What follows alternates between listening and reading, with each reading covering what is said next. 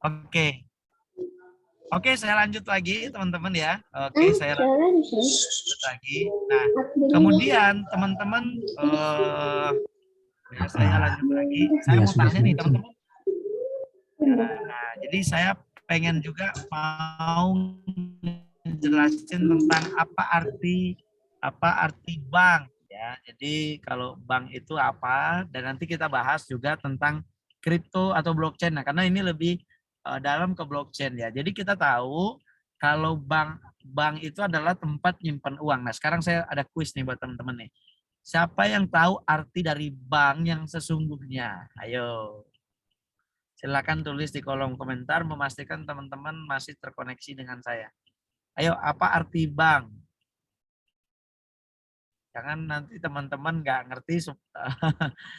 Silakan diketik di kolom komentar, apa arti bank? Ayo, tempat simpan uang. Ada juga yang bilang bank itu tempat menghimpun dan menyalurkan uang. Ya, itu betul. Itu secara undang-undang fungsi bank itu. Kita bicara soal sejarah bank. Arti dari kata bank itu apa?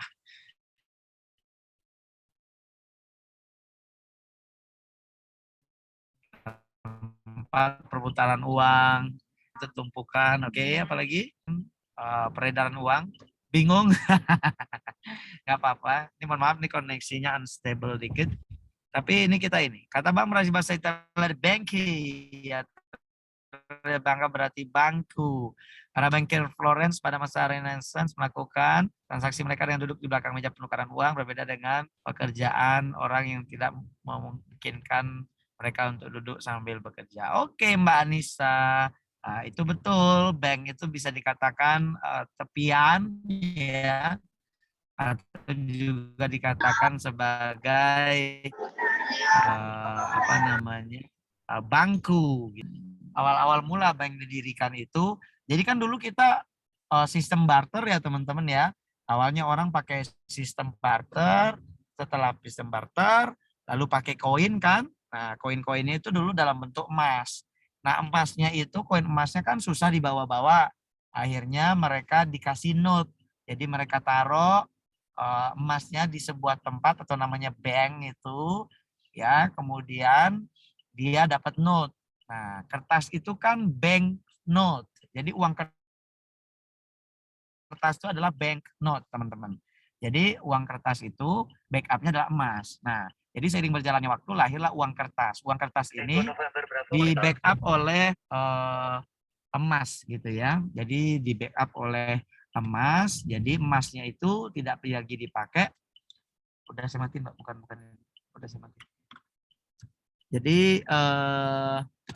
emas itu akhirnya karena banyak, karena rame, akhirnya tidak dipakai lagi, dipakailah uang kertas. Tapi tetap sebelum tahun 1971 US dollar pun masih di backup dengan emas.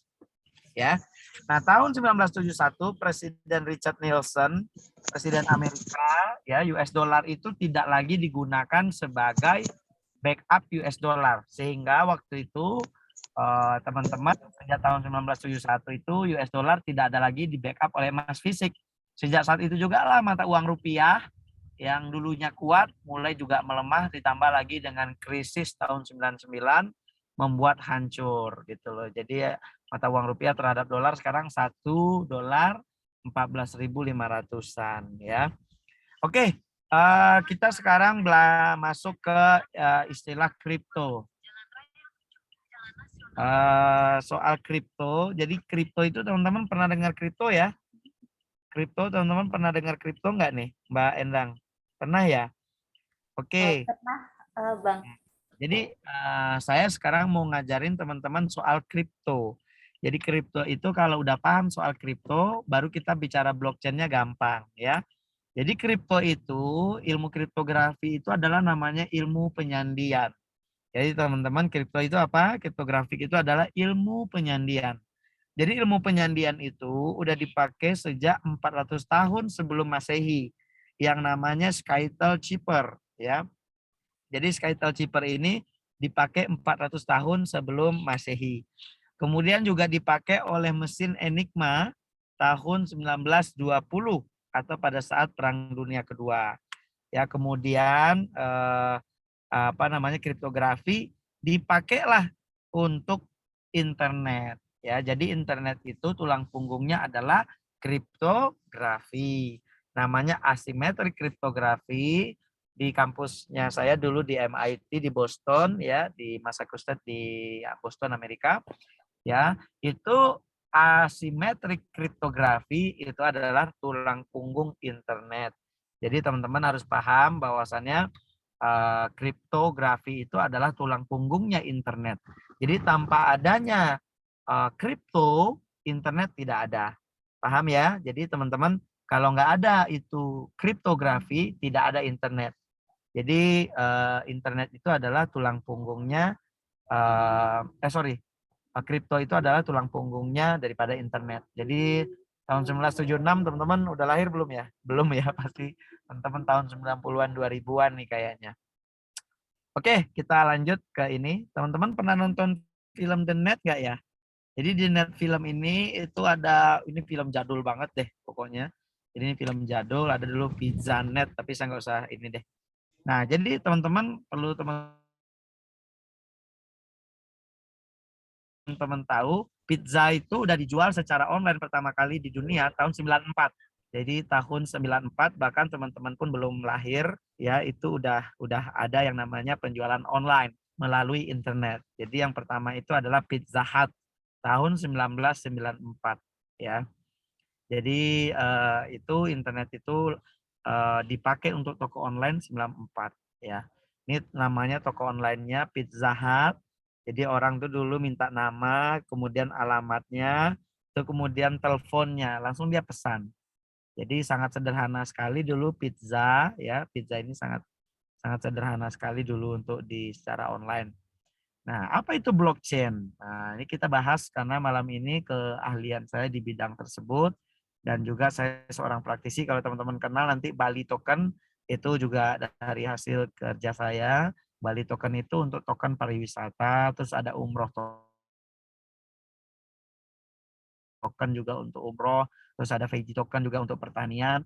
Total saya sekarang menginkubasi kurang lebih 900 jenis bisnis. Ya, jadi nanti kalau teman-teman kalau mau bikin token, mau bikin bang, bikinin aku token dong gitu ya. Nanti saya bisa bikinin ya. Contoh kayak iGen token nih, saya bikinin gratis nih buat teman-teman. Jadi bisa belajar sambil praktek ya. Jadi nanti panitia ini tolong dicatat ya kalau mau bikin token-token apapun. Atau Mbak Endang nih mau bikin hijab token gitu ya, itu bisa.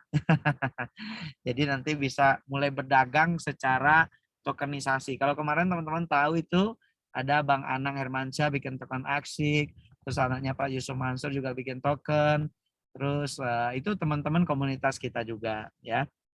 Nah tapi sekarang kita sebelum masuk ke token-token itu, kita belajar tentang blockchain dulu. Apa itu blockchain ya? Jadi blockchain itu adalah sebuah teknologi, kita bisa katakan ciri-cirinya yang pertama itu ada namanya timestamp atau stempel waktu. Jadi kalau sebuah teknologi itu ada pakai stempel waktu, itu biasanya dia adalah teknologi blockchain ya. Kemudian kita juga bisa katakan apa namanya, blockchain itu adalah auditable database. Jadi database-nya itu dapat diaudit ya, yang diamankan oleh kriptografi. Jadi kalau kriptografi itu ya, itu di dalamnya ada hash function, atau hash function itu nanti kalau teman-teman sering ada yang dagang kripto gitu ya, atau yang udah ngerti trading kripto pasti kenal dengan transaction hash. Nah, transaction hash itu didapatkan oleh ilmu kriptografi. Kemudian juga ada di situ namanya digital signature ya untuk konsennya. Jadi untuk sebuah konsensus itu juga nanti pakai kriptografi. Kemudian consensus for agreement itu juga pakai kriptografi. Jadi blockchain itu ciri-cirinya yang pertama itu ada timestamp, kemudian dia juga punya teknologi kripto di dalamnya, sehingga di dalamnya itu tidak terpisahkan antara teknologi kripto dengan blockchain ya. Kemudian yang ketiga ya, itu namanya konsensus protokol. Jadi konsensus itu apa?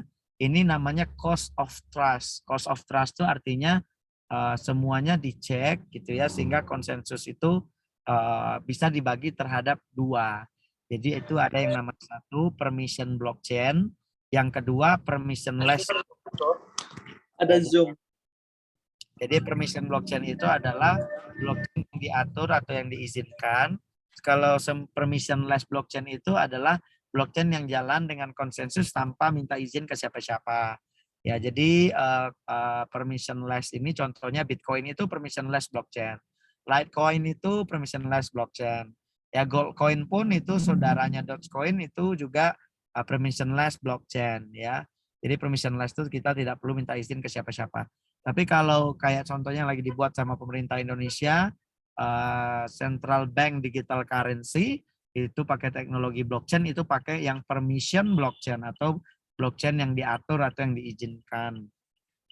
Gitu ya. Jadi teman-teman biar gampang. Nah, kita bahas soal pengembangan kripto tapi gagal di seluruh dunia. Jadi sebelum kalau peer-to-peer network itu peer-to-peer itu adalah mekanismenya untuk transaksi ya. Jadi kalau Mas Ilman tadi nanya tentang peer-to-peer itu untuk transaksinya. Jadi teman-teman feel free ya ketik di kolom komentar karena saya aktifkan kolom komentarnya. Jadi teman-teman nanti sambil kita materi itu bisa tanya jawab langsung ya. Oke, di pengembangan kripto tapi gagal ya. Jadi kripto itu sebelum Bitcoin lahir itu sudah dikembangkan 20 tahun sebelumnya. Jadi 20 tahun sebelum Bitcoin itu lahir sudah dikembangkan. Namanya DigiCash. Pengembangnya namanya David Kaum ya tahun 1989. Ya, kemudian lahir lagi waktu itu Mondex. Jadi National Westminster Bank tahun 93 gagal lagi ya. Kemudian di situ ada Cybercha, Link Melton dan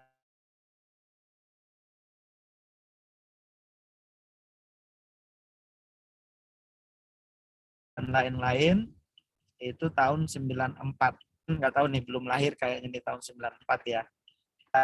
Yang punya kami ini juga sudah jadi juga gagal ini 96. Nah, kemudian ada Hashcash, ada gagal juga ya. Kemudian ada Bimani, orang tahunya Bimani doang nih. Jadi BYD ya tahun 98 itu yang terkenal dia, yang orang tahu. Kemudian ada Looker, itu Ben Lowry tahun 99 itu juga gagal ya ngembangin ini. Nah, jadi internet itu kriptografi protokol. Jadi kalau teman-teman tahu Ethernet itu ditemukan tahun 1974 ya. Kemudian website yang pertama di dunia dilahirkan itu namanya Tricom. Jadi website teknologi Ethernet ini dipakai tahun 1979 oleh namanya Tricom ya. Kemudian teknologi TCP atau IP yang teman-teman lihat itu, IP itu lahir tahun 1974 ya, dan teknologi IP ini diimplementasikan tahun 1984 ya. Tahun 1984. Kemudian kalau teman-teman kenal teknologi HTTP ya atau hypertext itu protokol itu ya itu ditemukan tahun 1990 dan teknologi HTTP ini dipakai oleh website pertama namanya Amazon. Jadi Amazon itu salah satu yang terkenal dan salah satu yang pertama menggunakan teknologi HTTP ya. Jadi Amazon itu lahir 94 teman-teman. Jadi kalau Mas ini ya, jadi teknologinya Hypertext Transfer Protocol atau HTTP itu ditemukan 90 itu dipakai oleh Pizza Hut 94 sama Amazon juga 94 ya.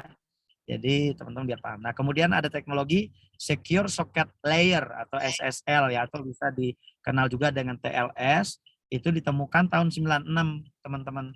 Dan ini teknologi ini dipakai oleh PayPal. Nah, jadi teknologi Secure Socket Layer ini dipakai oleh PayPal tahun 98 ya.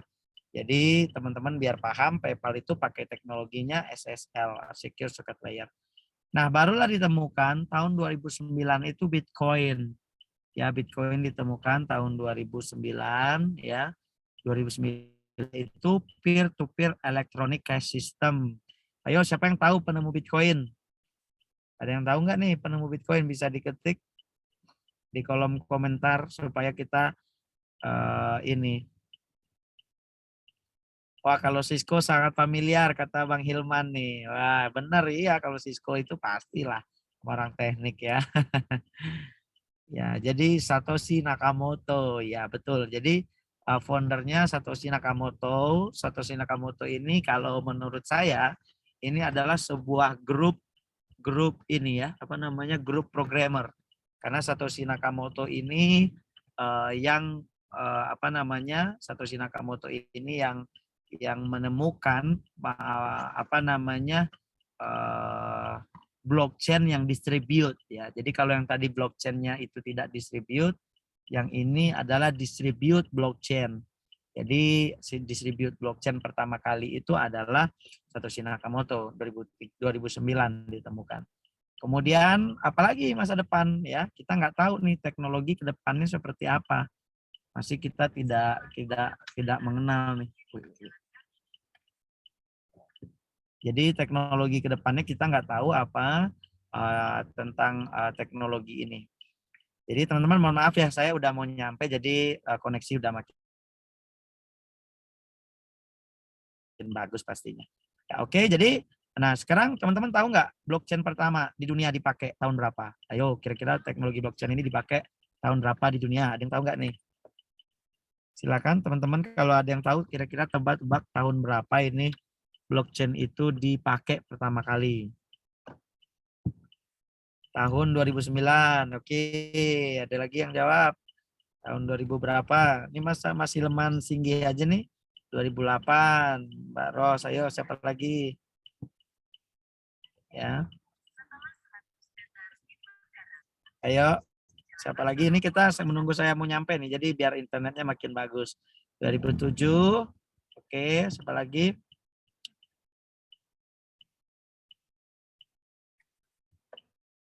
Ayo, 2000-an. Oke, saya jawab aja ya.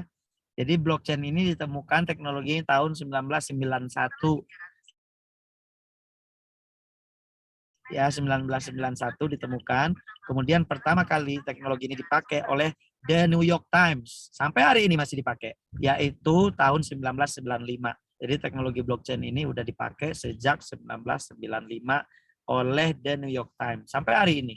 Jadi the longest running blockchain has existed on New York Times page since 1995 ya. Nah, jadi ini hash-nya ya, kemudian ini penemunya dari Surety, ini penemu teknologi blockchain pertama tahun 1991 ya. Nah, teman-teman pernah dengar nggak pizza untuk Bitcoin? Jadi pizza untuk Bitcoin itu tanggal 18 Mei 2010. Ya, jadi 18 Mei 2010 itu ada waktu itu Bitcoin dipakai untuk bayar pizza. Ya, 10.000 Bitcoin ya. Jadi 10.000 Bitcoin. Berapa itu 10.000 Bitcoin? Ya, ini kita cek. Ya, jadi Bitcoin itu tanggal 22 Mei 2010 harganya $40. Jadi apa namanya? Jadi satu pizzanya itu 20,5 per pizza atau 300 ribuan ya di Indonesia. Jadi waktu itu dibelilah pakai 10.000 Bitcoin. Nah, berapa 10.000 Bitcoin hari ini? Ya value-nya kemarin nih, data ini 11 April presentasinya, harga Bitcoin waktu itu 620 juta ya. Berarti 2 pizza itu dihargai 9 triliun ya. 9 triliun.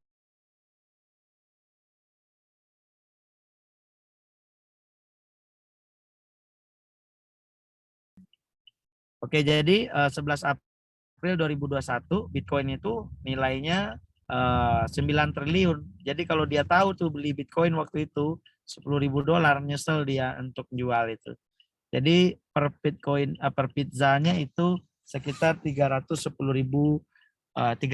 juta US dollar. Jadi 4,5 triliun men pizzanya kalau harganya di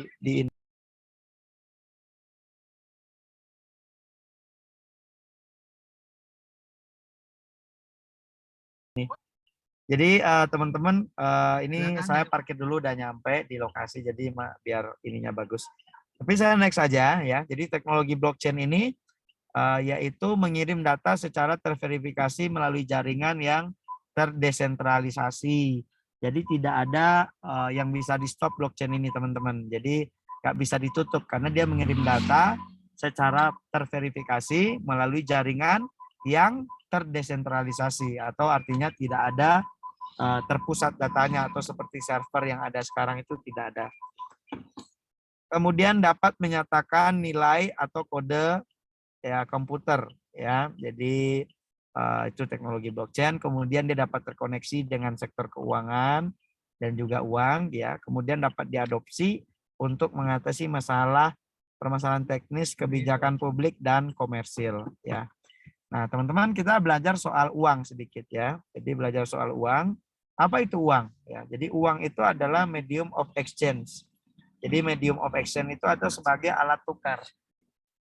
Jadi sebagai alat tukar,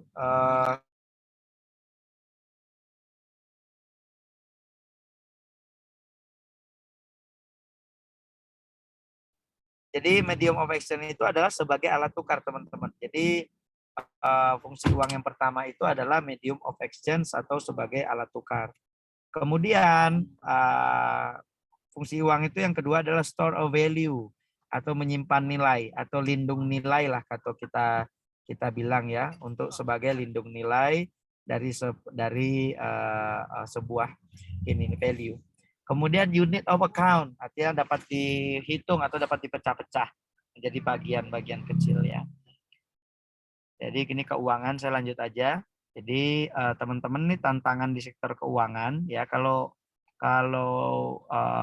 blockchain itu potensinya di sektor keuangan ya.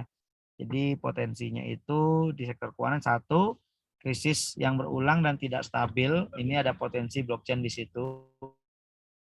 Kemudian uang kertas yang tidak stabil, kemudian kebijakan bank sentral, kemudian biaya clearing dan settlement ini bisa diselesaikan oleh blockchain dengan biaya clearing dan settlement yang mudah dan murah. Kemudian inklusi keuangan artinya dengan adanya blockchain ini bisa untuk pendidikan keuangan. Ya, kemudian saya sih ada juga beberapa tantangan sih kalau kita blockchain di sektor keuangan. Satu performance-nya, scalability-nya, efisiensinya, kemudian privacy dan security-nya ini menjadi isu, interoperability-nya menjadi isu, governance-nya menjadi isu, commercial use case dan public policy-nya menjadi isu. Ya, jadi saya lanjut aja, nanti materinya bisa ini. Nah, jadi ada namanya permission blockchain dan permissionless blockchain, teman-teman. Jadi kalau permission blockchain itu adalah known set of participant. Jadi ketahuan pesertanya siapa. Terus kita di situ yang permission blockchain ini no proof of work or mining, tidak ada proses yang daripada proof of work atau miningnya. Kemudian tidak perlu native currency, kemudian distribute pada database ya. Kemudian ada permissionless blockchain. Nah, kayak Bitcoin gitu ya, Dogecoin, Litecoin, Goldcoin ini itu kita blockchain-nya sendiri. Jadi namanya permissionless blockchain. Jadi kita partisipannya unknown, jadi tidak diketahui. Security-nya based on incentive ya. Dia native currency, kemudian crypto economic ya. Crypto economic. Nah, jadi teman-teman perlu paham ya. Kemudian, nah ini untuk aturan regulasi kripto di seluruh dunia itu beda-beda, khususnya Bitcoin ya. Ini kita lihat kayak di Hong Kong, Bitcoin itu legal sebagai komoditas ya. Kemudian di Hungaria, Bitcoin itu legal sebagai mata uang. Di Islandia, Bitcoin itu legal sebagai mata uang. Di India sebagai properti. Kalau di Indonesia, Bitcoin itu nih teman-teman lihat, di Indonesia legal sebagai komoditas ya.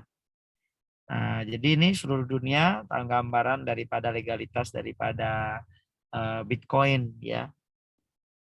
Nah, ini usia penggunanya. Jadi kalau teman-teman itu umurnya antara 18 sampai 24 tahun, itu adalah 16% pengguna Bitcoin. Jadi yang paling banyak itu pengguna Bitcoin itu 2534 atau generasi 90-an. Itu paling banyak pengguna daripada Bitcoin ya. Kemudian disusul oleh 35 sampai 44 itu pengguna Bitcoinnya. Jadi kalau udah 65 tahun ke atas itu udah 4,5%. Ya, ini kategori penggunaan Bitcoin teman-teman harus paham. yang paling tinggi pengguna Bitcoin itu adalah financial service atau investment service. Makanya nih bulan-bulan April ini harga Bitcoin baru mulai mau naik karena investor baru mulai mau buka perdagangan lagi. Ya, kemudian kedua software animation software. Kebetulan saya di sini, kemudian saya bekerja juga dulu pernah di Oracle Banking System sebagai programmer ya, junior programmer itu di financial service ya. Nah, jadi besarnya industri kripto ini di industri dunia itu sekitar 2,4 triliun US dollar atau sekitar 35.000 triliun rupiah. Jadi gede banget teman-teman. Jadi kalau teman-teman belum masuk ke industri ini itu bakal rugi banget ya. Nah, kemudian nih komunitas Bitcoin di seluruh dunia ya. Nah, jadi kemudian saya cerita sedikit nih, ada saya video tentang gold coin, tentang ini biar teman paham ya. Jadi gold coin ini lahir 2013 teman-teman ya. Ini gold coin, jadi teman-teman bisa cek. Kita lahir 2013 sebagai GLD coin waktu itu. Nah, sekarang udah kita sempurnakan terus. Gold coin udah makin terkenal di seluruh dunia ya.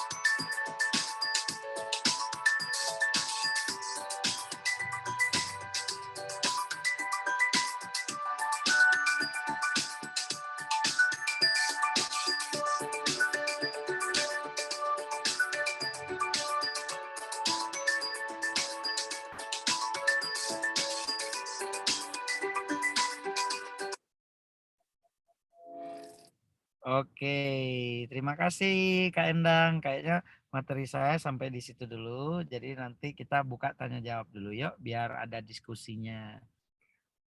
Baik, Coach Adam. Ya. Saya panggil Coach Adam, boleh Pak? Ya, panggil coach aja boleh. Panggil coach. Nih, kita udah nyampe nih. Silakan yang mau bertanya teman-teman.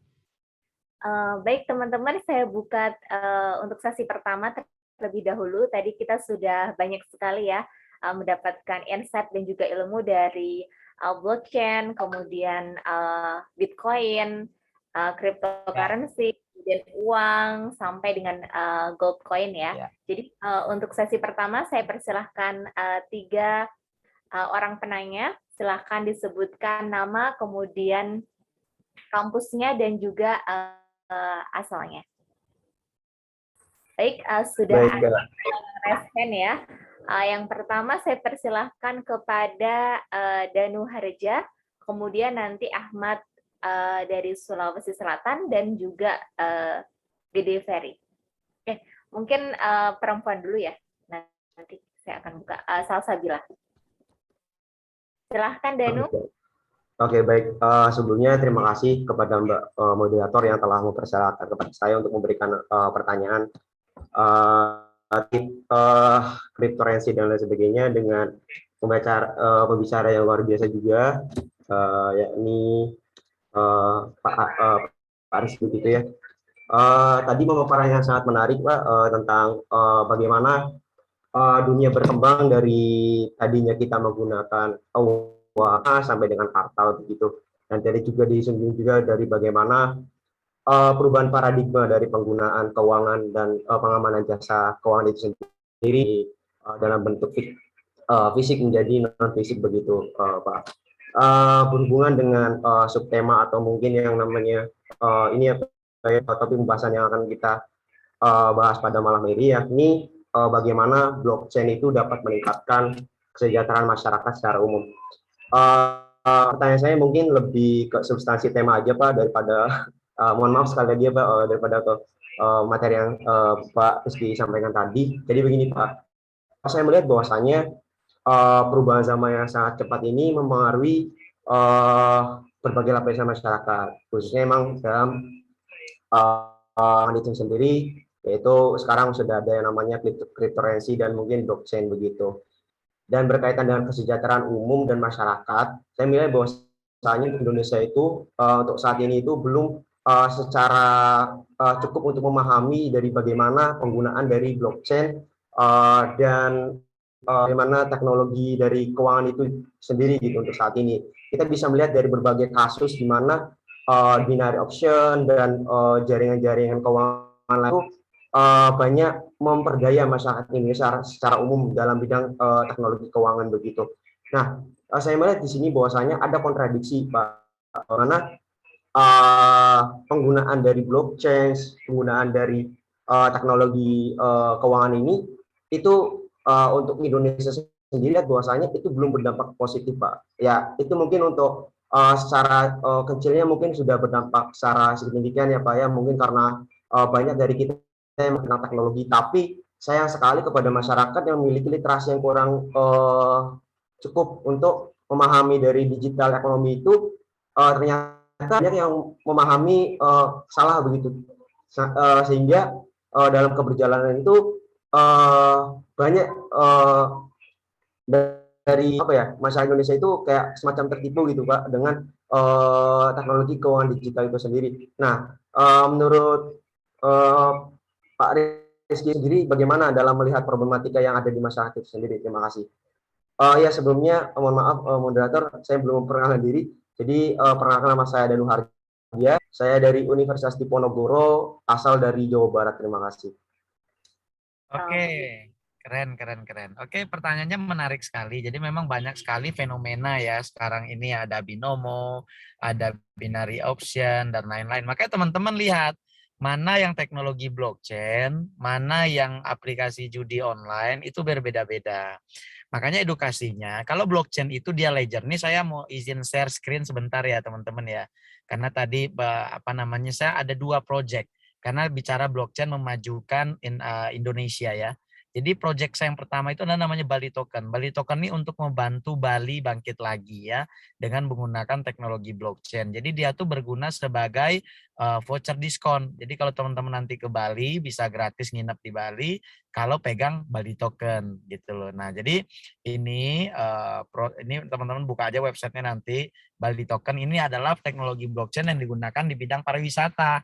Ya, jadi yang kedua adalah Veggie Token. Veggie Token ini veggietoken.io, teman-teman bisa cek nanti. Ya, ini adalah di bidang pertanian nih teman-teman lihat ya. Ini ada videonya di sini. Ini tentang pertanian. Jadi teknologi blockchain yang kami gunakan untuk pertanian. Jadi ini ada di YouTube. Ini saya share sedikit. Jadi teman-teman nanti buka aja di situ biar cepet ya. Jadi ini teknologi pertanian. Jadi di Bali itu karena COVID itu semua apa namanya habis, ekonomi orang itu kacau balau karena ada yang namanya COVID. Jadi dengan teknologi blockchain ini kami membuat itu Bali Token dijual ke publik masyarakat Eropa. Uangnya itu membantu petani yang ada di Bali, membantu pariwisata yang ada di Bali gitu loh. Nah, jadi harus dibedakan mana yang pengembangan penggunaan teknologi blockchain dengan money game atau bisnis online atau yang investasi bodong lah bahasa kasarnya ya. Jadi itu banyak sekali macam-macamnya. Maka teman-teman dengan adanya forum-forum seperti ini mengundang kami sebagai ahli-ahli itu akan memberikan insight-insight baru buat teman-teman yang muda nih. Nah, jadi nanti teman-teman yang udah ngerti, oh ternyata blockchain tuh ini loh. Ternyata kripto tuh tulang punggungnya internet loh. Oh ternyata penggunaan blockchain tuh seperti ini yang benar loh. Jadi oh blockchain yang asli itu seperti ini. Oh yang ini nih penipuan ini. Yang ini nih skema bisnisnya iming-iming segala macam. Nah, itu seperti itu. Jadi tinggal kita menyikapinya seperti apa. Itulah pentingnya teman-teman belajar dengan para seniornya supaya bisa ini gitu loh. Oke? Lanjut pertanyaan selanjutnya. Baik, terima Bagaimana kasih. tanggapan dari Mas Danu Harja biar ini puas dulu karena kita lebih enak diskusinya diperbanyak. Jadi diskusi diperbanyak jadi enak gitu loh ya. Jadi lebih paham. Ya, Coach. Bagaimana Danu? Ada feedback atau sudah cukup paham mungkin dan cukup puas? Ya, tadi menarik yang dibahas dan disampaikan oleh Pak Rifki terkait memang perbedaan dari blockchain dan money game itu sendiri. Yang mungkin yang saya soroti sini Pak, mungkin terkait bagaimana pemahaman masyarakat Indonesia terhadap pengelolaan keuangan digital itu sendiri sih Pak. Jadi menurut saya sekarang itu dari penggunaan teknologi digital seperti itu belum bisa meningkatkan kesejahteraan dari masyarakat secara umum itu sendiri gitu Pak. Dari sekarang dan mungkin sekarang juga di media sudah dimuat banyak kasus juga di mana banyak kerugian dari nasabah dan sebagainya. Salah satu dampak dari penggunaan istilahnya teknologi digital itu sendiri. Tapi dengan yang disampaikan oleh Pak Asti tadi itu sudah cukup untuk menjawab pertanyaan saya. Terima kasih. Baik, selanjutnya untuk penanya kedua dan ketiga mungkin langsung dilanjutkan saja ya nanti agar bisa dijawab oleh Coach Adam. Yang kedua Ahmad dari Sulawesi Selatan dan nanti bisa dilanjutkan oleh Salsabila. Silakan Ahmad. Ya baik, Bismillah. Kedengaran suaraku, Dik, Ibu Moderator? Iya, jelas, udah jelas sekali. Oke, ya. Terima kasih untuk kesempatannya. Baik, pertama, Abang pemateri, perkenalkan nama saya Ahmad dari Sulawesi Selatan, dari kampus STKIP Muhammadiyah Baru. Jadi pertanyaan saya mungkin langsung saja, hampir mirip ya dengan pertanyaan Saudara Danu tadi terkait mengenai legalitas daripada alat tukar keuangan digital ini, yang Bitcoin itu. Jadi saya lihat tadi risetnya malah yang generasi milenial atau generasi Z yang kurang yang menggunakan Bitcoin ini, khususnya kami di daerah, Pak. Karena ya itu tadi masih ada keraguan terkait mengenai keberadaan Bitcoin ini. Nah, yang mungkin yang kami pertanyakan itu adalah bagaimana legalitas Bitcoin ini di Indonesia, Pak. Seperti itu. Dan juga pertanyaan kedua adalah saya juga pernah mendengar cryptocurrency. Nah, dia yang saya dapatkan dari situ ternyata yang sejenis Bitcoin itu sudah malah ratusan brand yang beredar di dunia termasuk di Indonesia. Nah, untuk melihat yang mana brand yang legal di situ yang seperti apa, Pak? Termasuk mungkin yang brand-brand yang kripto yang bergerak di bidang ekonomi investasi itu, seperti misalnya yang wallet, ada namanya juga wallet digital. Mungkin itu yang saya ingin pertanyakan kepada pemateri. Terima kasih. Baik, menarik sekali pertanyaannya ya. Jadi soal apa namanya, memang Bitcoin ini legalitasnya seluruh dunia beda-beda. Jadi kalau di Indonesia itu ya komoditas ya. Jadi salah satu ngecek project itu real atau tidak, ya ada yang namanya blockchain ya. Teman-teman nih saya share di grupnya teman-teman. Jadi ada namanya change.cryptoid.info, itu tempat ngecek apakah blockchain-nya itu terdata nggak, real nggak gitu loh. Nah ini saya share screen teman-teman di filenya ya, nih, nah itu kelihatan ya. Jadi di sini ada Bitcoin ya. Ini kita tinggal klik Bitcoin-nya. Nah ini Bitcoin. Jadi semua yang pakai blockchain itu di sini terdata dengan baik. Jadi namanya Bitcoin Blockchain Explorer. Nah, jadi bloknya sekarang ke 728.520. 25 menit yang lalu ya. Jadi teman-teman juga contohnya bisa ngecek juga yang punya kita Nama kita itu Goldcoin ya. Jadi kayak teman-teman GLC. Nah, ini Goldcoin ini yang punya kami. Jadi teman-teman nanti bisa cek juga di sini. Ada Blockchain Explorer. Jadi Goldcoin ini sejak 2013 sudah ya. Jadi teman-teman nanti bisa share tambah ilmu. Jadi cara ngeceknya gimana? Ada alat ngeceknya. Salah satunya adalah Change BTC Crypto ID, GLC Crypto ID, Change Crypto ID itu bisa dicek ya. Itu cara ngeceknya yang benar. Kalau dia misalkan pakai teknologinya Binance ya bisa dicek di binance.scan.com. Misalkan kalau teman-teman cari di sini BNB Binance Smart Chain Explorer, di sini misalkan kayak Bali Token. Bali Token tuh pakai teknologi ini dia Binance. Nah, jadi teman-teman bisa cek harganya di sini semuanya itu Blockchain Explorer ya. Jadi teman-teman paham, jadi cara ngeceknya yang asli atau tidak proyek itu adalah dari Blockchain Explorer. Jadi kalau ada dia masuk ke Blockchain Explorer, berarti dia asli biasanya. Seperti itu, Mas. Ada lagi silakan. Biar puas bertanyanya, silakan aja. Kita diskusi. Ya, terima kasih Kak untuk jawabannya. Mungkin dilanjut saja dulu sama teman yang lain. Ayo, yang lain silakan bertanya ya. Salsabila, silakan. Silakan, Mbak. Sebelumnya apakah suara saya terdengar? Jelas. Oke, saya izin untuk off kamera terlebih dahulu ya, kakak dan pemateri. Maaf, sebelumnya karena jaringan saya masih kurang stabil juga di sini. Jadi untuk pertanyaan mengenai Bitcoin tadi itu, sebelumnya saya ucapkan terima kasih karena materi yang tadi telah disampaikan sangat insightful juga untuk kami yang, terutama untuk saya yang masih banyak harus belajar juga tentang Bitcoin dan saya kebetulan juga masih baru paham gitu loh.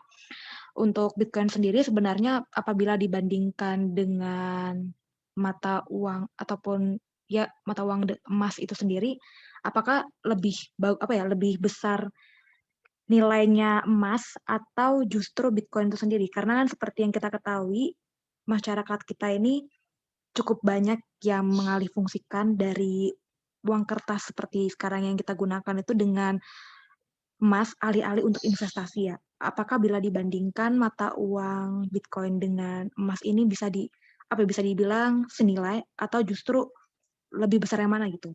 Terus untuk yang kedua sendiri mengenai Bitcoin kalau dibandingkan ataupun dikaitkan dengan agama saya sendiri kan kebetulan di ajaran agama tuh mengenai Bitcoin sendiri atau mata uang yang memang kita nggak pegang ya.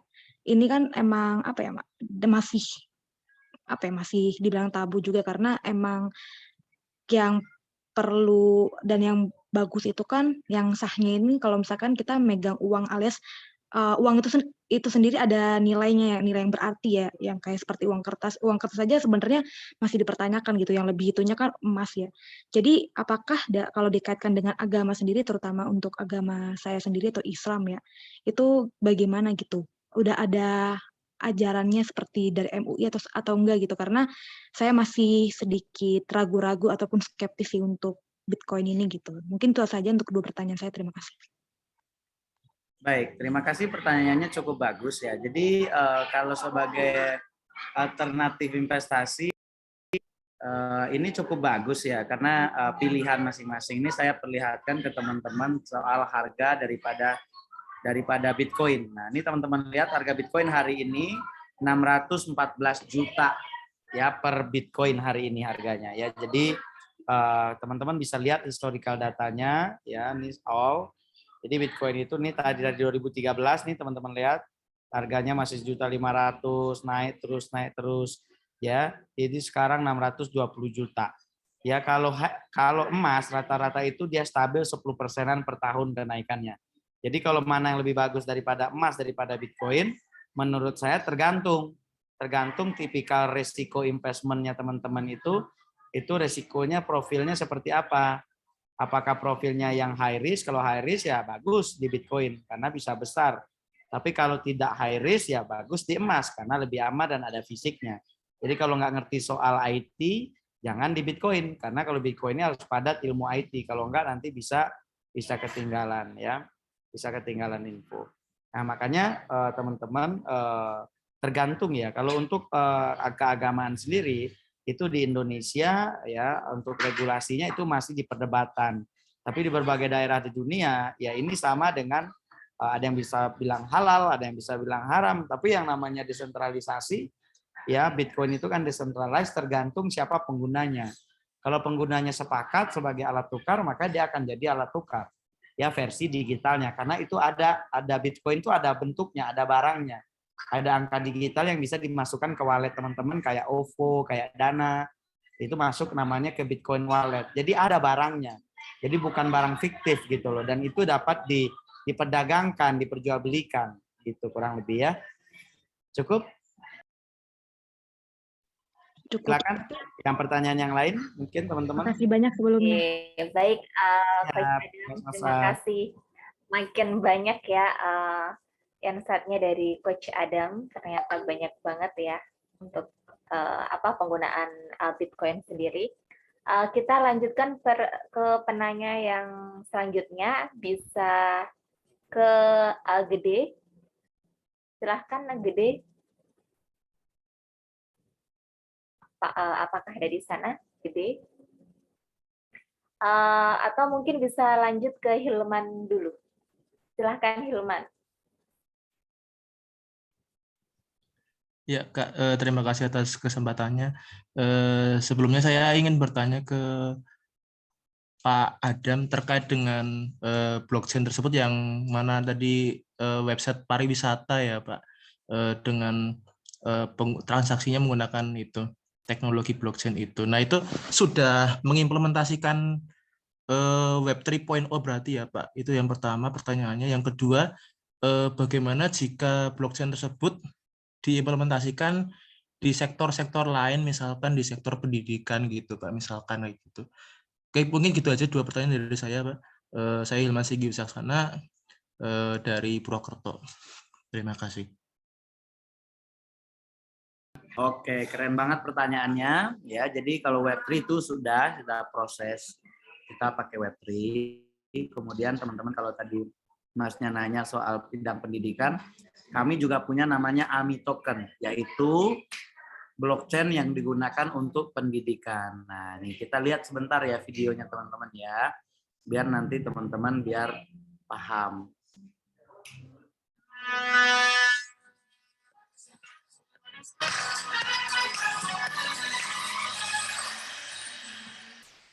AMI Future School adalah sistem teknologi edukasi pertama dan terbesar yang menggunakan teknologi blockchain.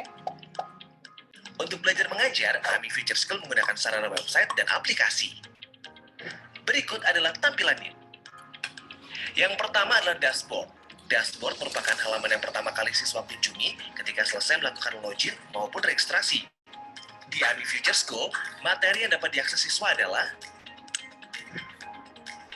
materi PDF, merupakan tipe file untuk materi utama. Video merupakan materi tambahan untuk membantu siswa lebih menguasai materi. File-file pendukung lainnya, seperti PowerPoint, ataupun file pendukung pembelajaran yang dapat di-download oleh siswa. Selanjutnya adalah workshop yang merupakan kelas yang dihadiri oleh para siswa untuk mendalami materi yang dilakukan oleh guru. Dan yang terakhir adalah one-on-one tutor. Ini adalah private meeting di mana siswa bisa request pendalaman materi oleh guru yang mereka pilih. Output dari AMI Future School adalah anak bisa mendapatkan raport, mendapatkan beasiswa dan ijazah, serta dapat meneruskan ke jenjang pendidikan yang lebih tinggi.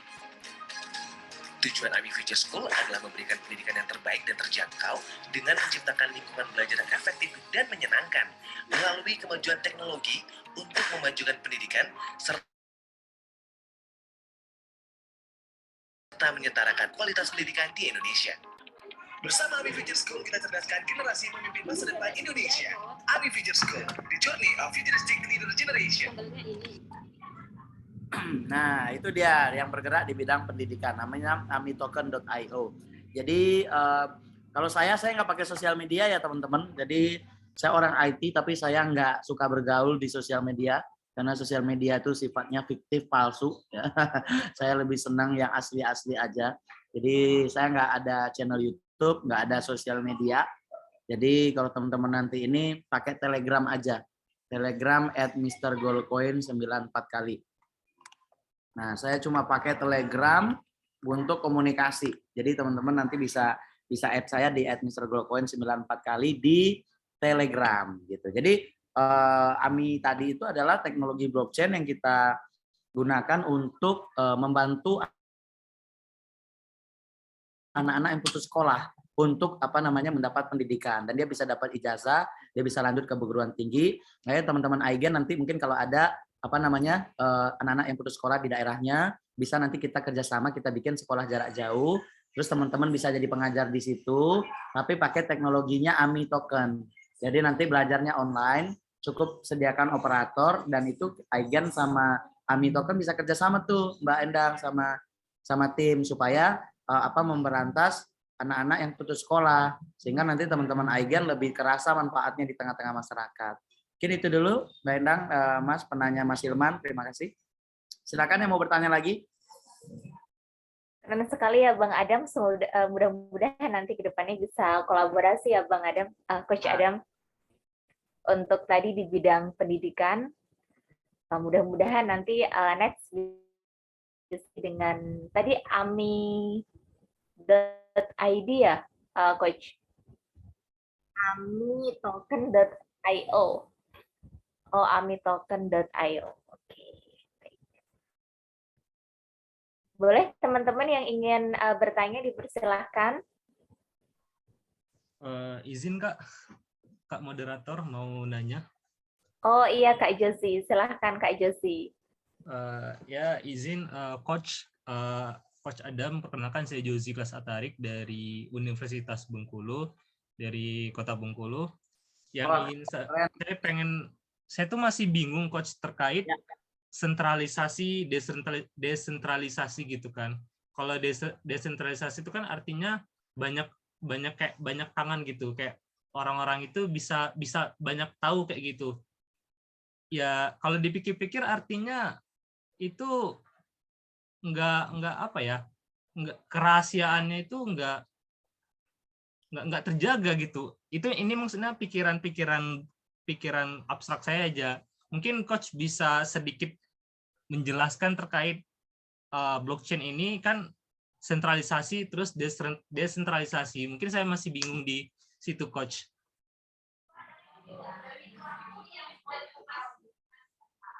Oke, cukup jelas. Jadi sentralisasi itu Mas, itu contohnya terpusat ya, kayak pemerintahan terpusat itu sentralisasi namanya. Jadi kalau mau ngapa-ngapain harus lapor, itu sentralisasi namanya. Terus kalau ngapa-ngapain harus approve A, approve B, approve C, itu sentralisasi. Tapi kalau desentralisasi itu tidak ada perlu minta approve dengan siapapun. Contoh kayak Bitcoin, ditransfer oleh yang punya satu wallet ke wallet yang lain, tinggal transfer aja, nggak perlu minta izin ke siapapun. Ya, jadi trustless system namanya itu. Jadi kalau desentralisasi itu adalah contoh kalau ada 30 komputer nih, ada di Aceh, di Bengkulu, di Jakarta gitu ya. Kalau sentralisasi itu servernya di Jakarta aja. Jadi kalau servernya kenapa-napa, hancurlah websitenya, contohnya gitu loh. Nah, tapi kalau desentralisasi itu, kalau ada 30 komputer, sistemnya itu masuk ke 30 komputer itu. Jadi mati 1 masih ada 29 lagi. Mati 5 masih ada 25 lagi. Mati misalkan 29 pun masih ada 1. Ya itu dia akan tetap berjalan sistemnya. Itulah namanya desentralisasi.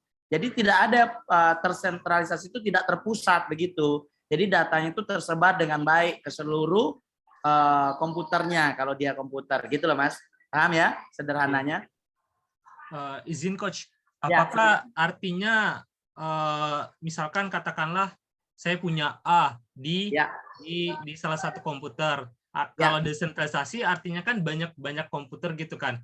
Apakah kepunyaan saya itu enggak lagi jadi punya saya gitu Coach? Tetap apakah itu punya Mas, orang? Itu tetap punya Mas, tapi semua 30 komputer tadi itu tahu. Tapi kita nggak tahu itu yang punya siapa karena dia namanya private key. Ada kunci rahasianya walaupun dia dipublikasi, tapi rahasianya. Ini contoh ya, saya liatin ke Bitcoin nih. Jadi teman-teman tuh kalau belajar langsung sambil praktek pasti bisa ya. Jadi seru. Nah, ini teman-teman lihat ini di Bitcoin. Ya, ini Bitcoin, ini kita lihat di blok segini ya. Nah, di Bitcoin itu ini ada ini yang punya nih. Kita bisa tahu, bisa cek yang punya itu berapa orang nih. Ini 6 Bitcoin nih. Lahir ya, ini 0,5 Bitcoin transfer barusan. Tapi ini walletnya kita nggak tahu siapa. Tapi ini terpublikasi di seluruh dunia gitu loh Mas. Nah ini yang namanya decentralized. Semuanya terdata. Ini namanya blok. Jadi isi blok itu adalah data. Jadi blok itu, blockchain itu data yang berbaris-baris. Makanya namanya blockchain gitu loh. Nah di satu blok itu isinya data-data ini Mas. Data-data transaksi itu. Data-data transaksi. Jadi ada 0,3 Bitcoin. Nah kalau gampang gold coin lah. Nah nih kayak gold coin gitu ya. Nah ini kita cek. Ini ada 3 gold coin.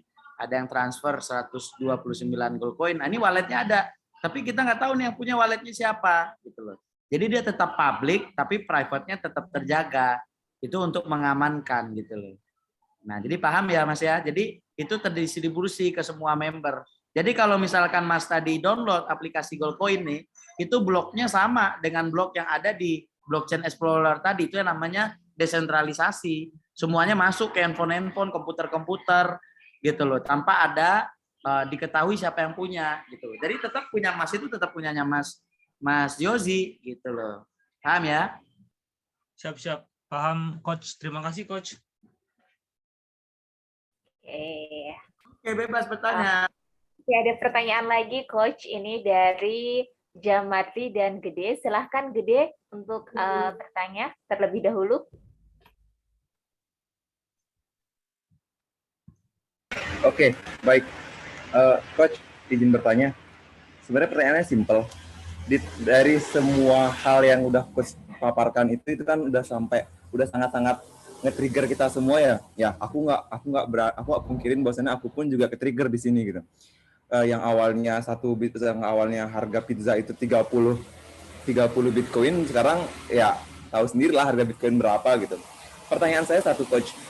Ada nggak saran yang praktis gitu? Saran praktis apa sih yang harus kita lakukan sebagai generasi muda di tengah maraknya Bitcoin dan semua hal seperti kayak kemarin Dogecoin naik, Shiba Coin naik gitu. Apa sih Coach yang harus kita lakuin step pertama sekarang gitu supaya nggak ketinggalan zaman juga gitu di tengah maraknya globalisasi seperti saat ini. Thank you Coach.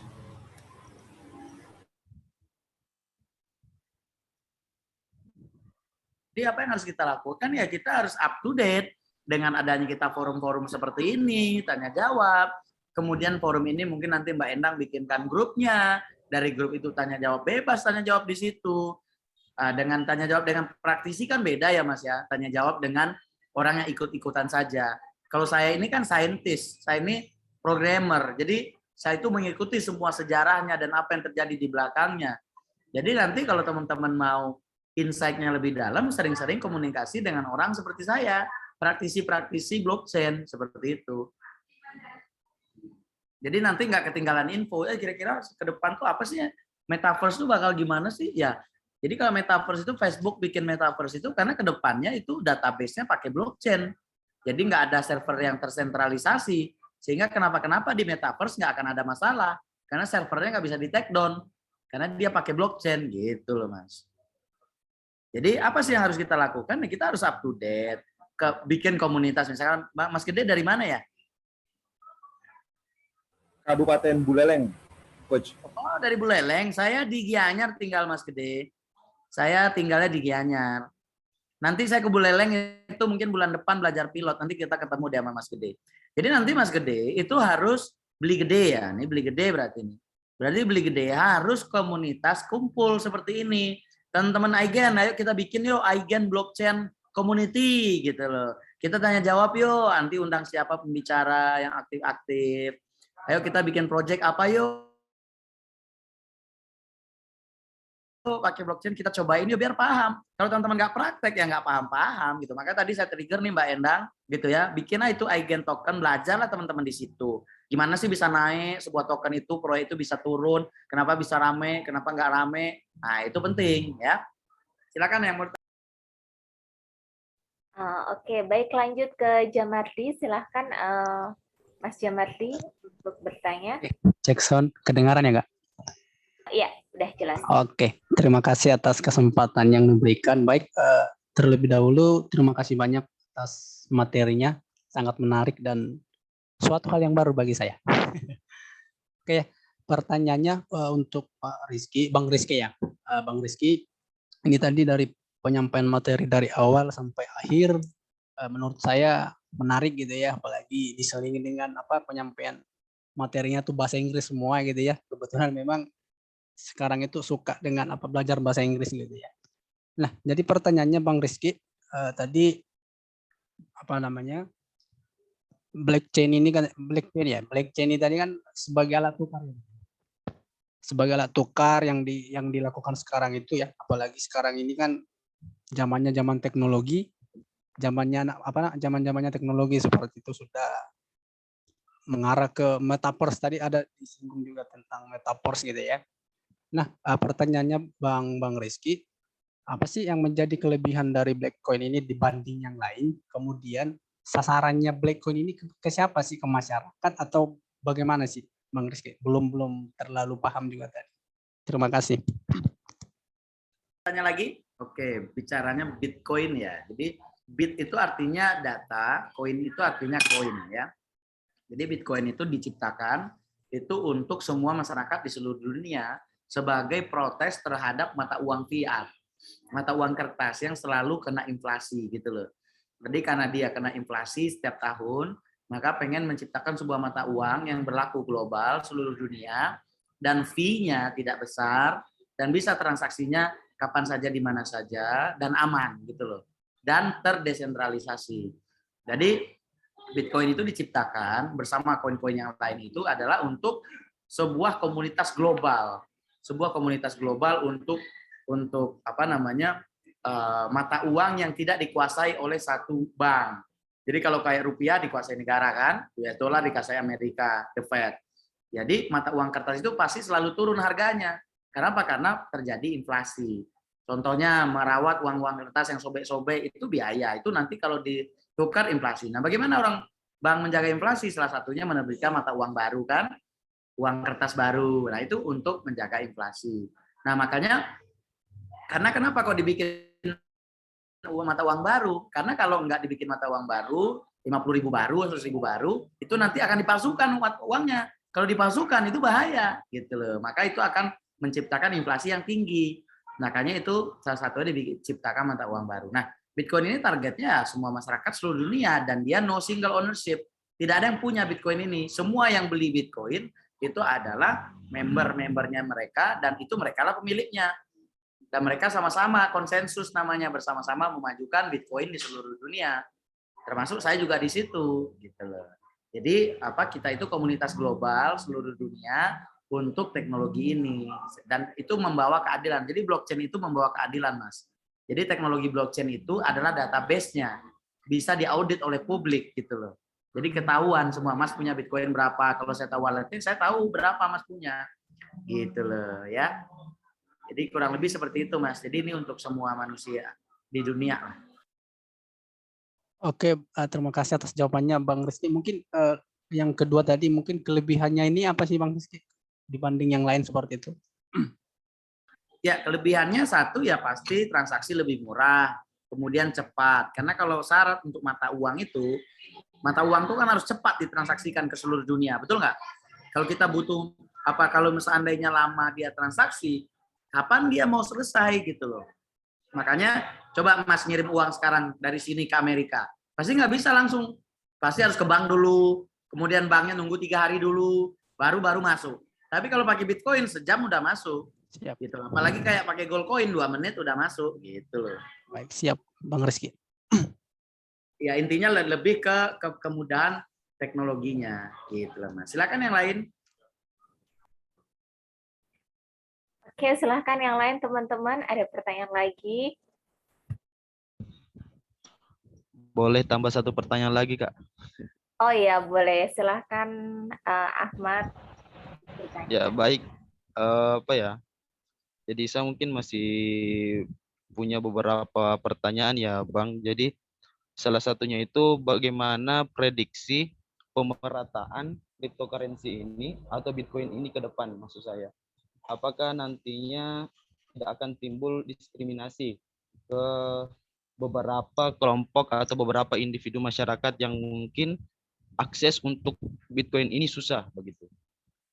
Nah, itu tadi yang pertama, Pak, terkait mengenai bagaimana prediksi Bitcoin ke depan. Nah, pertanyaan yang kedua terkait mengenai efektivitas Bitcoin ini sebagai alat transaksi. Bagaimana kita supaya bukan cuman sekelompok orang yang bisa. Dalam hal ini adalah orang-orang yang memang aksesnya mudah untuk itu. Tapi juga bisa dirasakan ke seluruh masyarakat sebagaimana tadi yang disampaikan oleh Abang bahwa ini diciptakan untuk seluruh dunia. Otomatis ya mulai dari orang yang di desa maupun yang di kota, mulai orang yang awam maupun yang ahli itu pasti harusnya dapat merasakan manfaat daripada Bitcoin ini. Nah, yang inti pertanyaannya efektivitas itu, Kak. Jadi yang pertama tadi prediksi dan yang kedua adalah efektivitas terkait mengenai cryptocurrency ataupun Bitcoin ini. Terima kasih. Oke, bicara efektivitas, jadi Bitcoin ini ya tentu Pak butuh teman-teman yang muda-muda seperti teman-teman ini yang mengerti keilmuannya, ngerti, nyampaikan ke masyarakat sekitarnya bahwa seperti apa itu Bitcoin, seperti apa itu gold coin dan koin-koin yang lain. Jadi ada koin, ada token. Kalau token itu pakai teknologi orang, blockchain-nya. Tapi kalau koin pakai teknologi sendiri. Nah, makanya antara koin dan token itu bedanya adalah di teknologi yang dia pakai. Nah, kalau bicara untuk pengembangan Bitcoin ke depannya, dia bicara supply and demand. Jumlah Bitcoin yang diciptakan itu hanya 21 juta seluruh dunia. Sementara permintaan terhadap Bitcoin bisa 1 miliar. 1 miliar orang pengen punya Bitcoin. Akhirnya semakin tinggi permintaan, stok terbatas, harga akan makin tinggi. Makanya teman-teman nanti nih kita lihat tahun ini, mungkin bulan April atau Mei, Bitcoin akan sentuh harga 1 miliar. Ya, kenapa bisa saya tahu? Kan saya orang lama di situ. Jadi kita nanti sama-sama belanja, sama-sama beli, itu nanti akan naik harganya.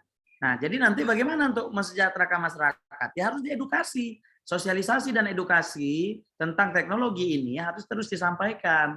Sehingga nanti teman-teman yang paham mengertilah akhirnya gitu loh. Sehingga masyarakat yang paham akan terbantulah dengan teknologi ini. Gitu Mas Ahmad ya. Jadi nanti Mas Ahmad di Sulsel itu juga kita lagi bikin tuh Celebes token Mas.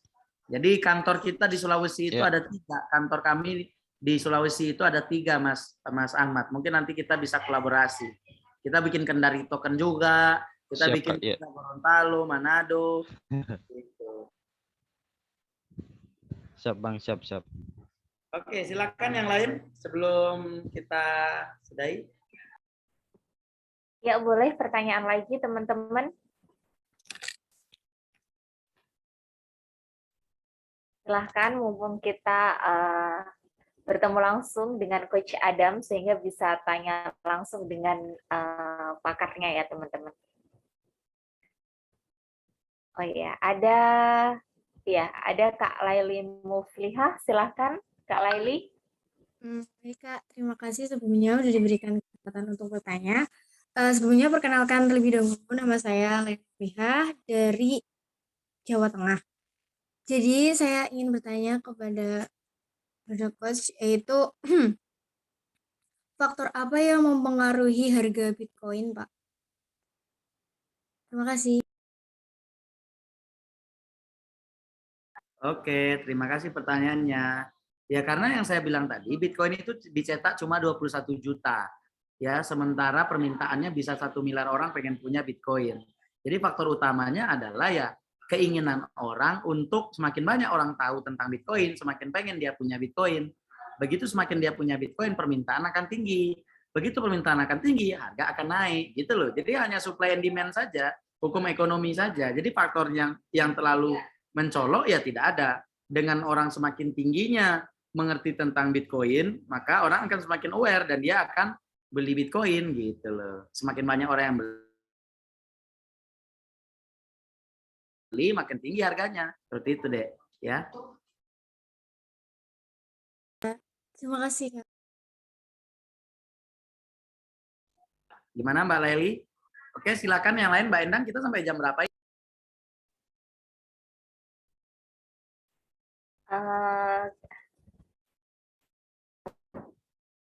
Mungkin ada pertanyaan lagi, teman-teman semua.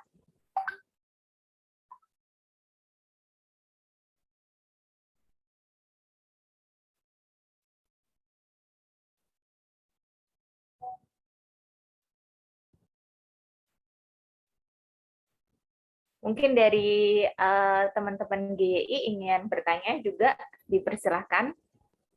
Ini diskusinya. Mbak Endang nanya juga. Iya, Coach. Saya izin bertanya juga, Coach. Jadi kalau melihat tren dari Bitcoin, itu kan naik ya, Coach, dari awalnya hanya berapa sampai sekarang. Nah, mungkin bisa share, Coach, terkait apa sih faktor-faktor yang mungkin sangat mempengaruhi dari kenaikan ataupun penurunan dari harga Bitcoin itu sendiri, Coach?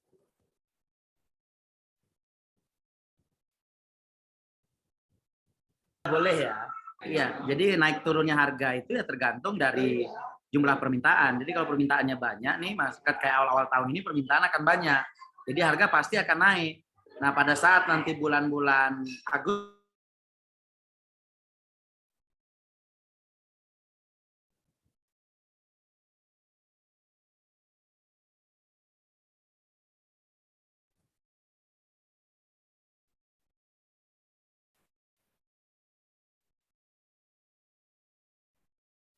Maaf, Bang Adam, suaranya terputus. maaf terputus tadi, Mbak. Jadi kenaikan itu tuh naik turunnya tergantung permintaan. Jadi kalau kayak awal tahun ini permintaan akan Bitcoin itu akan banyak karena investor baru selesai ngambil take profit kan. Nah, kalau di akhir tahun biasanya dia akan turun karena investor pada jual semua untuk ngambil keuntungan. Pada saat dia jual, maka harga akan turun. Nah, harga akan koreksi. Tapi pada saat ini awal bulan, Maret ini, April nih, lihat nih peak-nya Bitcoin ini bulan April nih. Itu harganya akan luar biasa tinggi. Tapi nanti di akhir tahun akan turun lagi gitu loh. Jadi itu ada perilaku investor namanya. Jadi perilaku investor itu dia akan beli dan jual di saat-saat tertentu. Nah, kalau teman-teman dapat trading di situ itu akan keren banget gitu lah. Oke, Mbak Endang? Baik, Coach, ya, saya paham.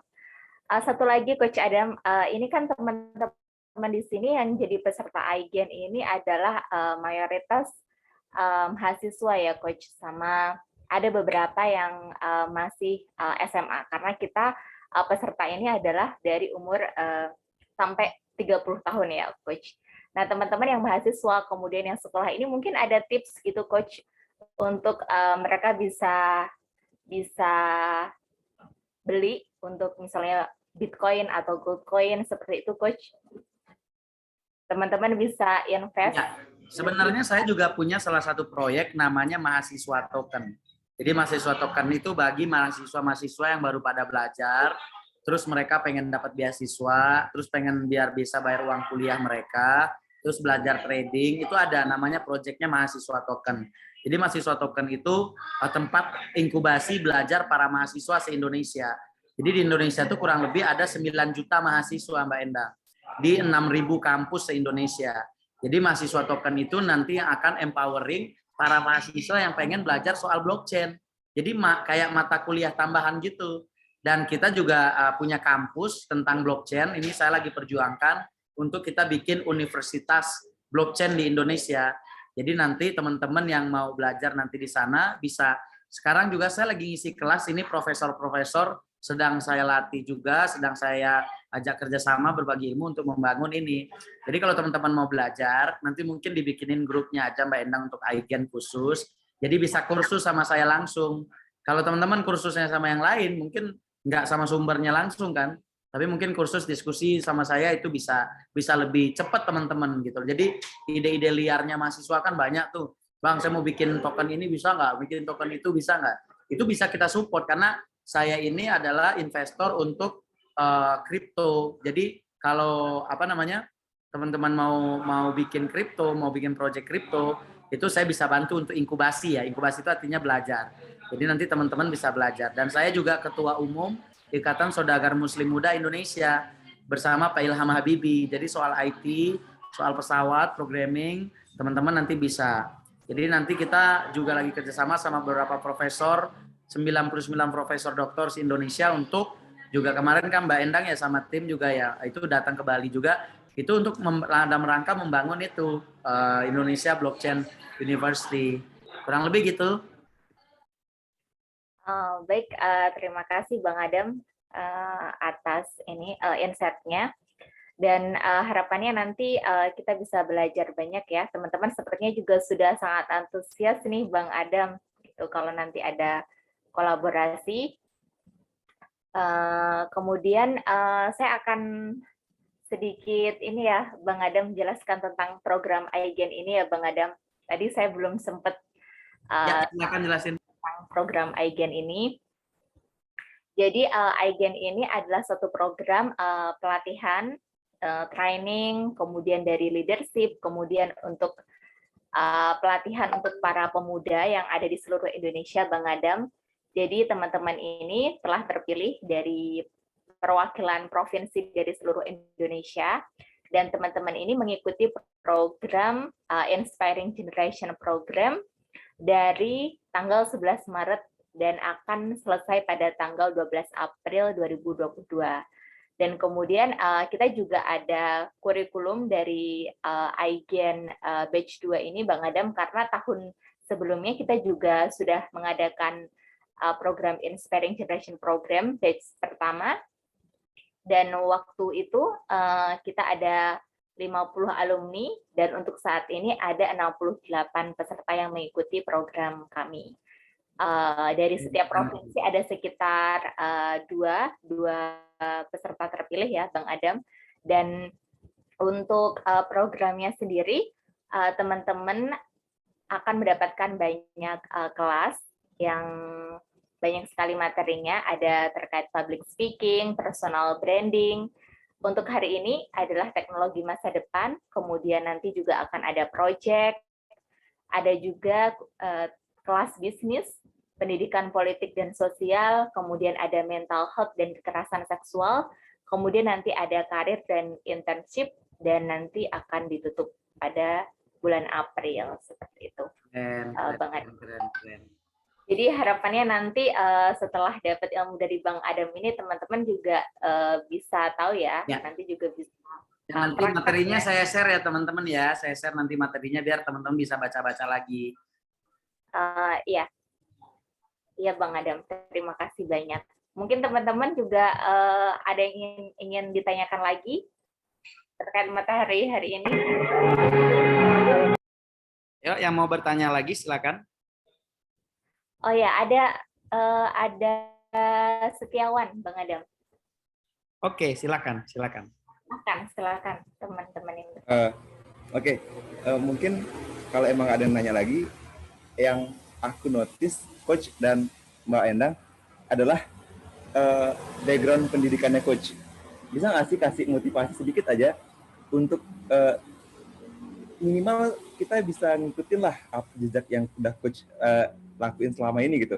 Soalnya tadi aku juga lihat CV Coach itu, wow, amazed lah ya. Kita semua bisa lihat sendiri, bisa nggak sih Coach kita kasih kita beberapa motivasi sedikit saja untuk achieve beberapa hal yang walaupun nggak sebesar yang Coach achieve, jadi kita punya motivasi yang sama seperti apa yang Coach rasakan setiap hari dibangun tidur setiap pagi. Terima kasih Coach. Iya, kalau saya sih ya, karena kalau saya nothing impossible ya, jadi kalau teman-teman mau, pasti teman-teman bisa. Jadi kayak saya dulu seorang anak petani, kakak saya itu 7 orang nggak ada yang tamat kuliah.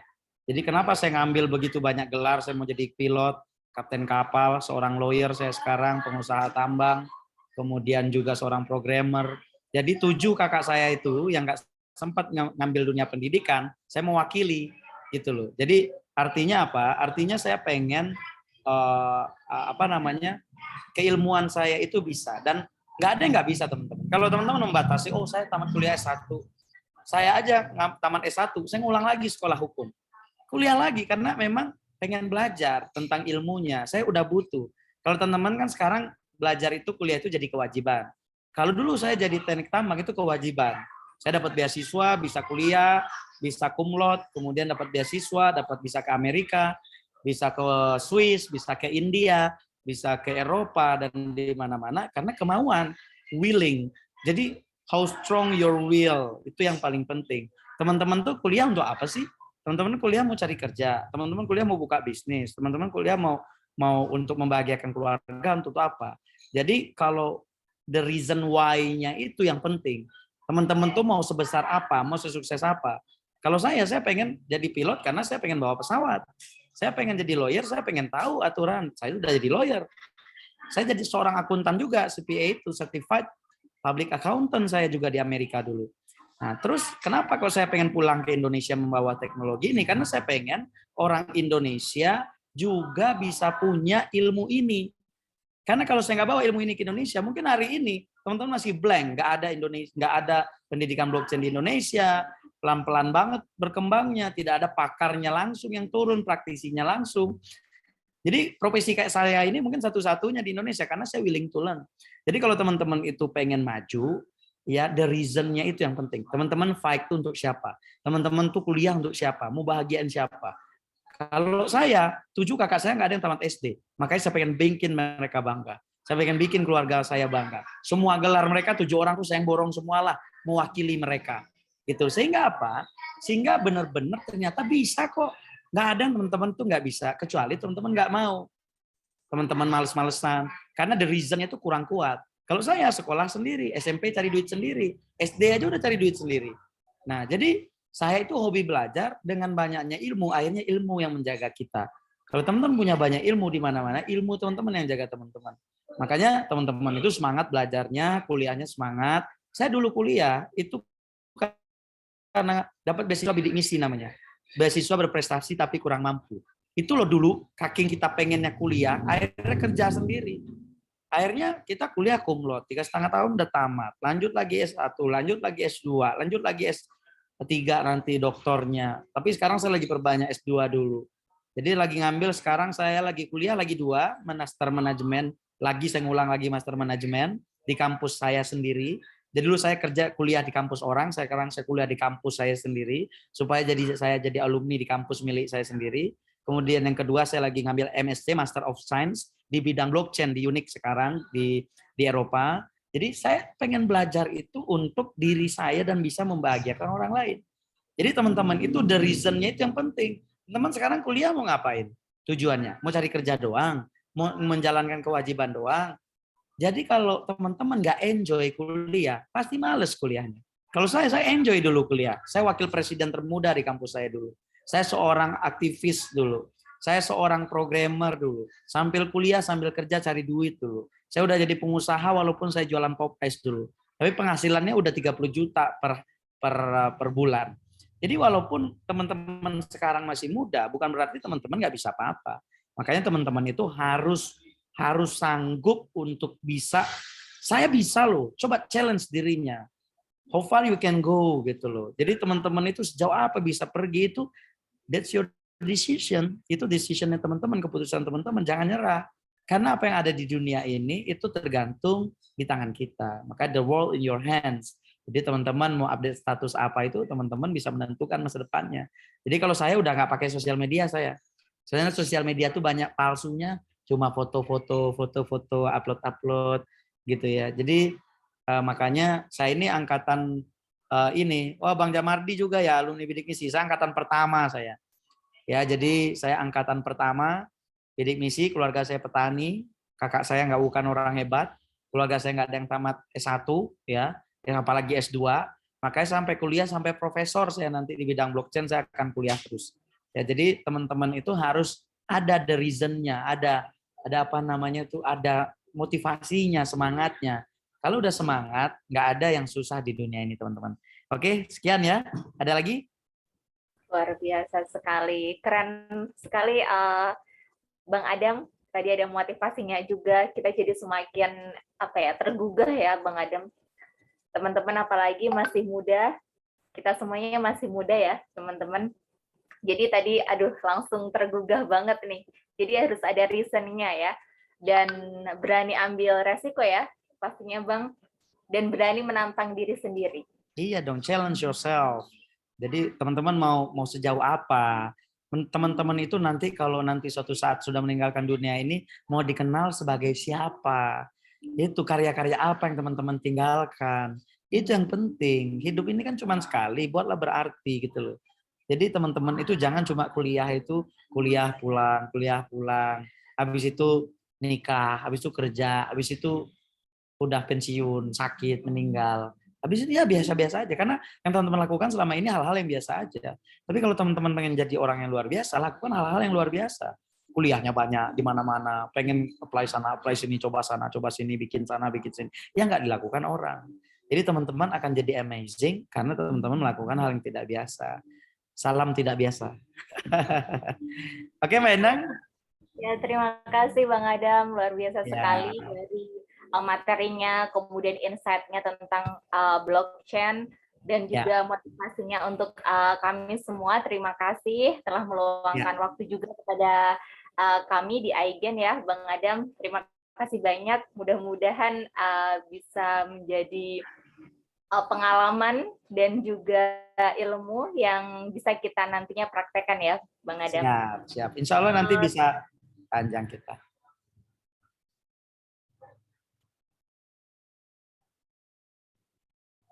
Mbak Endang di mute tuh, Mbak Endang lagi di mute, nggak kedengeran. Oke. Baik, banyak sekali chat ya untuk Bang Adam, sangat menginspirasi sekali Coach. Terima kasih atas sharing. Terima kasih semuanya udah hadir. Pokoknya kalau sama saya 10 jam pun kita nge-zoom nggak bosan-bosan. Kenapa? Karena saya itu mantan penyiar radio, saya itu mantan MC, saya itu mantan tukang sate, mantan tukang lawak, loper koran, wartawan. Habis itu apalagi ya, saya pernah jadi kenek supir, jadi supirnya pernah, tukang angkut truk. Aduh, udah macam-macam deh. Jadi kalau teman-teman belum pernah ngerasain susahnya hidup, nggak usah bilang hidup saya susah, Coach. Lah, Pret. Semangat ya teman-teman ya semua ya. Pokoknya saya siap support teman-teman. Jadi kalau teman-teman nanti jaga silaturahmi, barangkali nanti teman-teman butuh kerjaan, butuh proyekan, apa nih Coach yang bisa kita kerjasamakan, mau apa gitu ya. Nanti kita bisa kolaborasi. Saya sangat happy untuk bantu teman-teman karena saya juga dulu orang yang cari cuan sama senior saya. Jadi mencari silaturahmi. Jadi teman-teman itu kalau mau sukses perbanyak silaturahmi. Kalau banyak silaturahmi, insya Allah panjang berkah dia ya. Jadi bisa cari cuan bareng-bareng juga. Barangkali nanti saya invest juga sama teman-teman gitu ya. Jadi ya masih banyak yang bisa kita lakukan. Oke. Baik Bang Adam. Bang Adam. Ya, terima kasih Bang Adam atas ilmu dan materinya hari ini. Kemudian selanjutnya mudah-mudahan kita bisa terus bersilaturahmi, berkomunikasi, dan next mudah-mudahan kita bisa berkolaborasi ya, Bang Adam. Siap. Baik, untuk sesi terakhir mungkin kita bisa foto bersama ya Bang Adam sama teman-teman. Oke, ayo kita foto bareng. Ya. Oke, sebentar. Baik, untuk ini ya, untuk yang pertama, sesi pertama, boleh bisa turn on kameranya teman-teman semua. Oke, siap. Senyum ya semua. Oke, 1, 2, sebentar. Tenang, saya juga fotoin kok. Oke Bang Adam. Oke, 1, 2, 3, cheers. Baik. Ada bunyi kameranya kan, cekik. Oke. Sebentar Bang Adam, satu lagi ya Bang Adam. Untuk yang slide kedua. Oke teman-teman, ditahan dulu ya. 1, 2, 3. Ya. Kemudian untuk yang ketiga.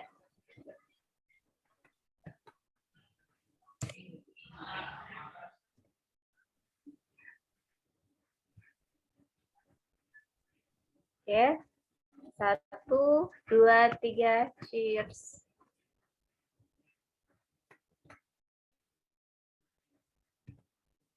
Oke. Sudah teman-teman semuanya, terima kasih atas antusiasnya dan terima kasih sekali lagi buat Bang Adam. Terima kasih, bye semua, sukses ya, semangat terus. Terima kasih Bang Adam. Harus semangat. Terima kasih Coach atas waktunya. Oke, nanti materinya saya share ya Mbak Endang ya. Nanti lewat dari saya, lewat senang nge-share ya. Siap. Iya Bang. Bye. Thank you so much. Oke, terima kasih teman-teman semuanya ya. Sudah bergabung pada malam hari ini. Mungkin ada yang ingin disampaikan dari kakak-kakak GYI untuk teman-teman semuanya. Tetap jaga kondisi. Besok-besok ikut lagi ya. Masih banyak nih materi yang bagus. Insya Allah.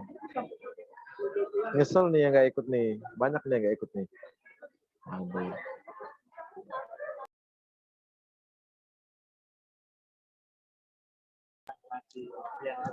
Bisa menyesuaikan Mendang? Mendang? Halo, di-unmute Mendang? Ya. Bisa menyesuaikan ya berarti ya? Oke. Iya.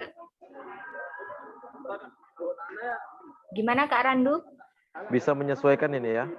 Udah bisa keluar berarti ya? Iya, iya. Jangan lupa ya Jumat depan ada lagi materi. Ya, teman-teman. 4 Jangan kali pertemuan ya? lupa. 4 kali ya? Tinggal 6 lagi ya? Semangat jaga kondisi. Ya, Yang penting semangat buat terhindari. teman-teman semuanya. Jaga kesehatan. Lancar-lancar semuanya. Ini pasti yang ikut dari pertama sampai ke pertemuan keempat ini kalau memang menikmati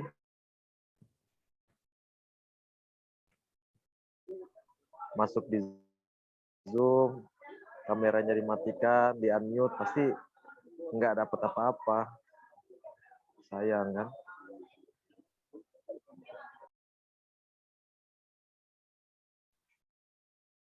Siap, Ya, berarti boleh. Gimana Jos? Gimana Jos? udah ya berarti ya? Udah. Ya, baik teman-teman, terima kasih. Saya cukupkan pada malam hari ini.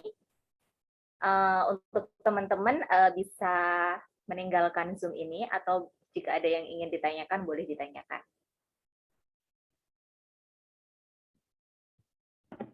Oke Kak, terima kasih Kak. Selamat malam. Terima kasih Kak. Terima kasih. Ya, Kak. sama-sama. Sampai ketemu lagi Ya, Kak. hari Jumat nanti ya. Thank you Kak. Ya. Aku mau Kak.